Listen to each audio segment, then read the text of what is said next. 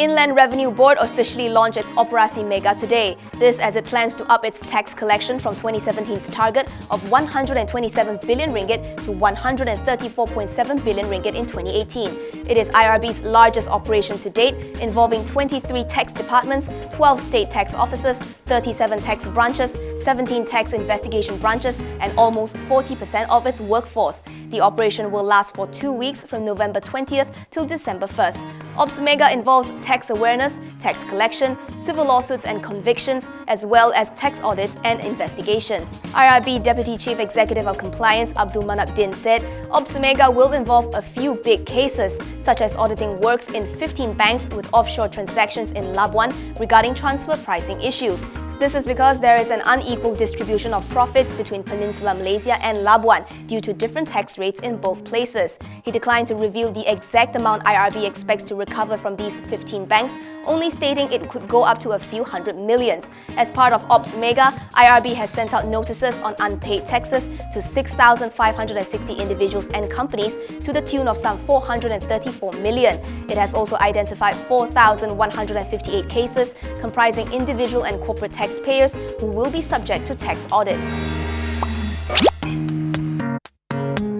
Lawyers for Supermax MD Stanley Thai are confident that his conviction for insider trading as APLI's ex-MD will be reversed. To recap, Thai, who was the tipper in this case, was sentenced to 5 years in jail and fined 5 million ringgit for the offence. He has appealed the decision. In a statement today, his lawyers claim there are substantial merits for a reversal and that Thai's sentence is manifestly excessive and against the trend of cases. They also point out that although Thai held 5 million APLI shares in his personal capacity, he has never traded nor did he share in any profits as part of any quid pro quo at any time. Following the conviction, Supermax's share price plunged by over 7% before ending the day at 1 ringgit 98 cent. This morning, CIMB Investment Bank downgraded its shares from ADD to hold due to reputational risk and lowered its target price to 2 ringgit and 3 cent. CIMB says the news was a negative surprise given that this scenario was not imputed into its expectations. Although the insider trading charges are not related to Supermax directly, the research house notes that Thai is a key management personnel and expects a share price overhang in the medium term.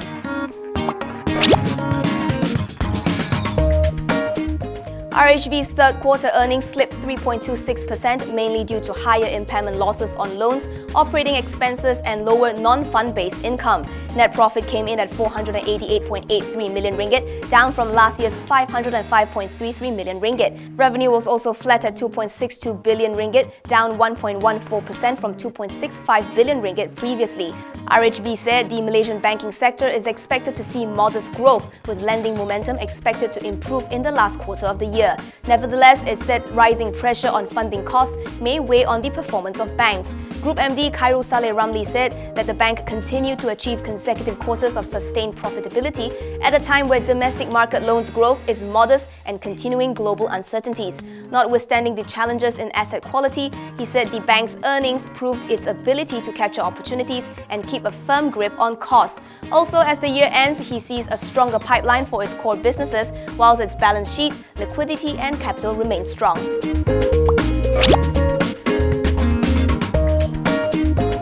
IHH Healthcare saw its third quarter net profit halve due to costs associated with opening new hospitals. Net profit clocked in at 82.1 million compared with 173.3 million the year before. According to IHH, its costs were in line with expected startup costs from opening its new hospitals in Hong Kong and Istanbul. In contrast, revenue rose by 14.7% to 2.8 billion compared with 2.4 billion last year due to organic growth from its existing hospitals. IHH Chief Tan See Leng says that despite the short-term pain, the group is now well positioned to make further headway into Greater China, adding that it has a strong pipeline of expansion projects in its home markets where it would consolidate its strong market position.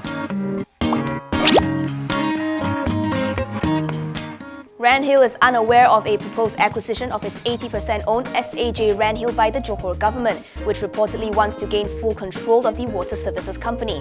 In a Bursa filing, the company said it has no intention to divest its present equity stake in SAJ.